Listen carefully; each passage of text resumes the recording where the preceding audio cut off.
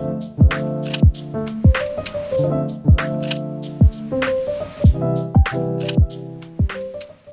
guys, welcome back to Simply Watching TV. So today we are talking about Girlfriends Season 1, Episode 12, The List. So let's just get right into it. So the scene opens up with the girlfriends at 8:47, and William is actually with them as well. And they're kind of going over their weekend. Maya's asking them what they plan on doing and stuff like that. And Joan of course leads, and she's like, we don't have any dates. We're not doing anything. We're not, like, we need to look for men. I don't even know where to meet. And of course, this opens up a whole, ooh, not this being on my shirt. This opens up the whole conversation about dating and where to find men and eligible bachelors, and they can't find them in the gym, they can't find them in church, stuff like that. So I don't even think they mentioned church, but that's just one of the places where black women was looking once upon a time, child.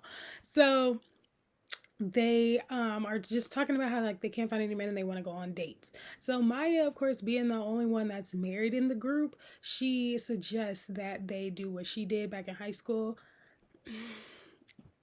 And she tells them that she wrote a list of, like, all these different qualities that she wanted in a man and put it under her pillow, and the next thing you know, she manifested her man. But it doesn't really count, because I don't know if she's already said it or if she's gonna say it in future episodes, but Maya met Darnell when they were in, like, kindergarten. So, like, that doesn't count. You been knew him and been liked him from, like, elementary school. So that doesn't count. But anyway, whatever. They take her advice because she's the only one that's married, and so they decide, like, you know what, why not? Let's just all write a list. So they start jotting down, like, everything that they want in their list and stuff, and each list definitely describes them and their personalities. Like, of course, Joan is putting, like, all these, like, husband, like, qualities that, like, I guess not the most mature thing, but you know what people say, like, good qualities, like a provider, takes the trash out, that's like an example of, like, what she actually puts on her list. Like, does he take the trash out and blah blah blah. Tony puts, like, a bunch of stuff about finances, of course, and is kind of tied between if she wants him to have a specific job or another. And Lynn's list is as confusing as she is. So that's not surprising. Again, this all represents them. Maya's not making a list for no man, but she's making a birthday list because she don't want to be left out, and she wants to write a list for something. And so William's list explained him too, just a little.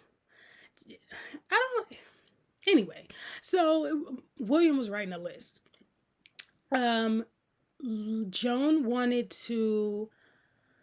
Joan saw Tony's list and she was like, why don't you put some extra qualities on there that, like, are actually good qualities of a person, not so much about, like, money hungry stuff. And Tony, I had a brain fart. Tony is like, oh, I did put myself on there. She starts copying Joan's list. Girl, just be honest. You want a man with money. It's fine. We all know. So they show up to the art gallery. And they all look good. They all in their, like, really nice, cute, slim outfits. And this is not a bad place to meet men. I think this is this is a good representation of, like, the 2000s and, like, that kind of sophisticated but still single living, like, where you meet men and where you want to meet, like, a good, like, cultured man. So this is cute. Art gallery. They all kind of split up because honestly, they're all looking for different things. Like, okay, Lynn, Tony, and Joan are technically looking for a man, but Maya's looking for that cheese plate and is going to follow it, like, regardless, doesn't matter. And then William is looking for a woman. So they kind of split up and try to, like, watch the room. Joan instantly sees, for the first time, Sean. And this is where we are introduced to Sean Ellis. And it's going to get interesting from here because, you know, we're going to see more of him. But this is where she meets him for the very first time and she is smitten. I mean, he's always been good looking. Like, he's always been fine. To notice her, like her, ask her out. So that's her homework for the night. She's working hard. So she goes up to him and he's, like, already talking to a group of individuals looking at a painting, and they're already kind of in a discussion. And she cuts into the discussion, not, like, rudely, but she, like, kind of adds her 2 cents into it. And this is important. So she walks up to the group. He's facing the painting, so she's walking up from behind him. And then she adds her 2 cents, and then he hears her, and then he turns around and is like, has already like thought about his like response, and he continues like the flow of things. And to me, that was just like one little sign that like maybe he wasn't that into her for real, because he just didn't like he just kept going on like, you know, what he was talking about, and they were just having a regular conversation about art. But and of course, because he knows about art and he can like have a conversation about it, she's just like, check mark, like I want him, really not paying attention to how the flow of it goes, right? So they flash to Maya running around chasing the cheese plate man, and Tony is at the bar. So she orders a white wine, and we are introduced to one of her exes. So this is a very important ex, because they're going to not tell us the full story the first like in this episode, but we later learn that Greg is like the love of her life and they didn't work out. And she kind of just has maybe some regrets about it, but you could tell she was not expecting to see him tonight. And this must have been an ex from like college or something, or like fresh out of college, because even when Tony tells Joan like Sean is here, Sean, I'm getting everybody's names mixed up. Even when Tony tells Joan that Greg is at the art gallery, you know, Joan is trying to catch him up on like, yeah, I finally got that law degree and I bought a home and blah, blah, blah. And, you know, she quickly leaves to go follow Sean around. But it must have been like an ex from like way back. So they kind of like have this quick conversation about like, oh, you know, how have you been? Are you happy? And stuff like that. And she has this look in her eye that is just like, she still loves him. So it'll be interesting to see more of that.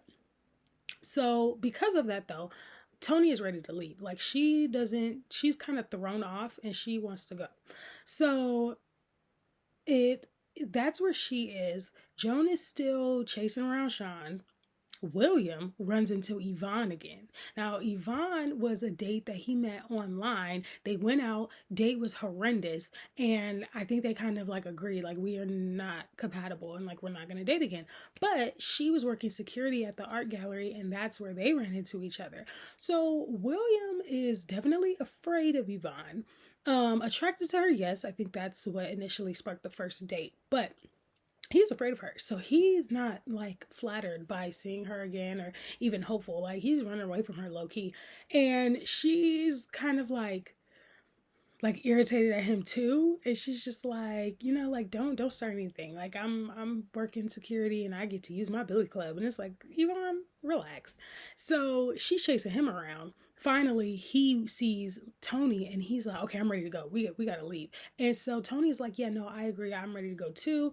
And so Maya's ready to leave because the bar went cash. So everybody's ready to go. Lynn is like fixated on this painting and she's like in love with it. So instead of meeting a man child, she met a painting.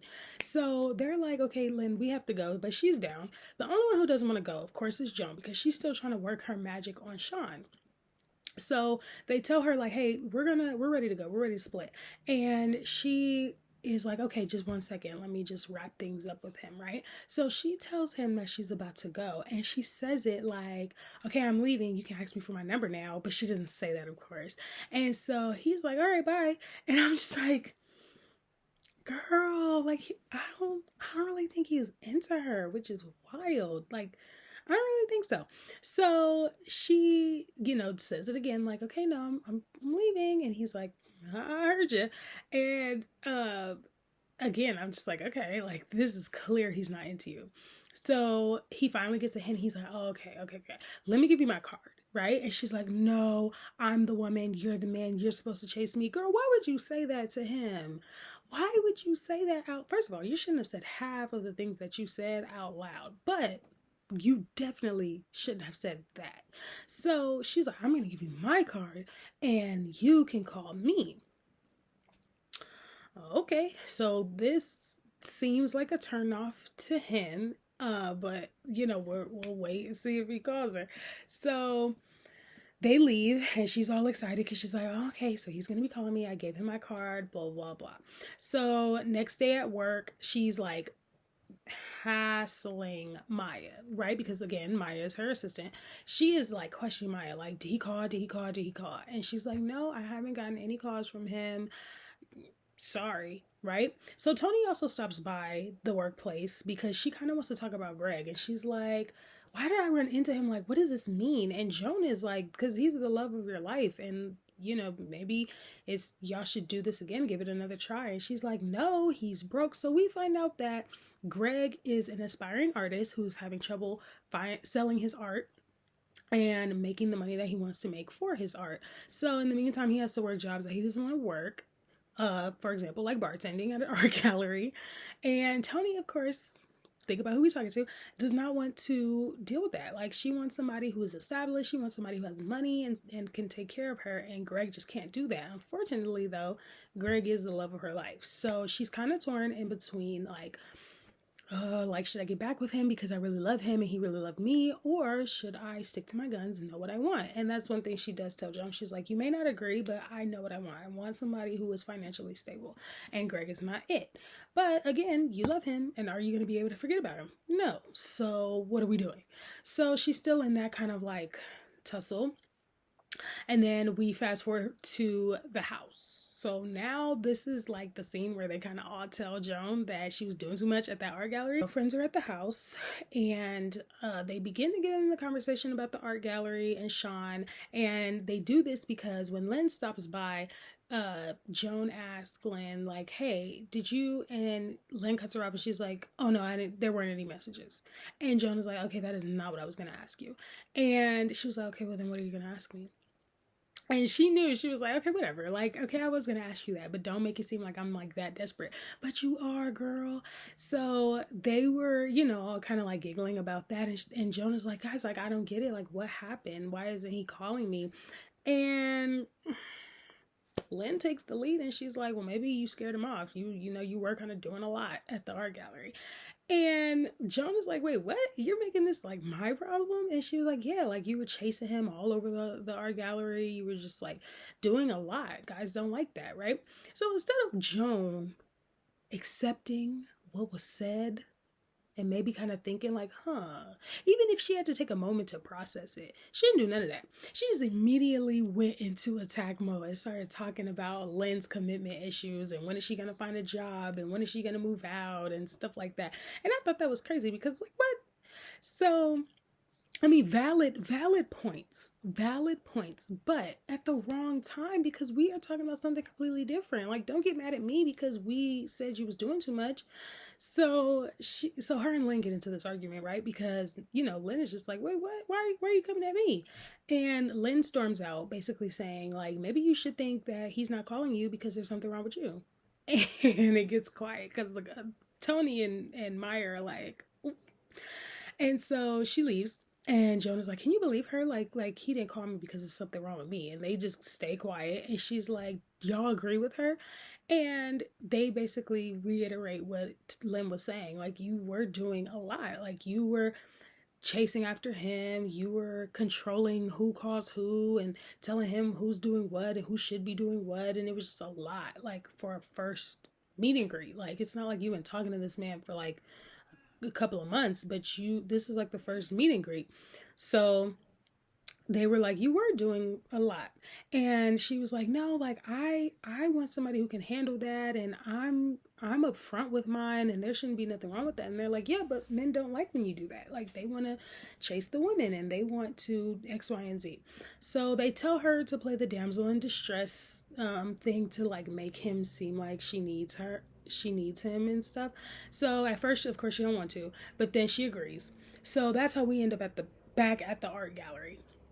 So before we meet or run into Sean again, we run into William and Yvonne. So at first we just see William and she's like, wait, what are you doing here? Then Yvonne pops up talking about she had the picnic basket ready to go. So y'all on a date. So now rewind. Yvonne and William met up at 8:40. Well, they didn't meet up. They ran into each other again at 8:47, and they were kind of confused. Well, William was kind of just like, okay, what does this mean? Like, why do we keep running into each other? And there they discover that they have few more things in common that they thought, and they might want to give it a try. So they entertained the thought, and they start making out in 847. Is this the only restaurant in Hollywood on Wilshire? No. So they start making out at 847, and they decide to give it a try. So speed back up. This is how we got to William and Yvonne on a date at the art gallery. So he's like, yeah, we're gonna explore the possibilities. And Jonah's like, oh, well, good for you. Which, yes, good for you, William. Give it a go. Right? So Sean shows up, and she's acting all coy, and she's like, oh, well, I don't know what kind of painting to get, but he sees right through it. And he's just like, what's going on? Tell me the truth. Again, I don't think he likes her, because I think if he was into you, he would have just played along with it. No? Oh, well, one, I don't think we would be here in this moment where we have to like apologize to him, but still. Anyway. So she kind of apologizes for the fact that she was doing too much at the art gallery when they first met. And she's just like, I like you. I thought we hit it off at the art gallery, with the exception of me doing too much. And, I apologize. And he's like, okay, well, let's start over, right? So this kind of opens the door to them exploring the possibilities.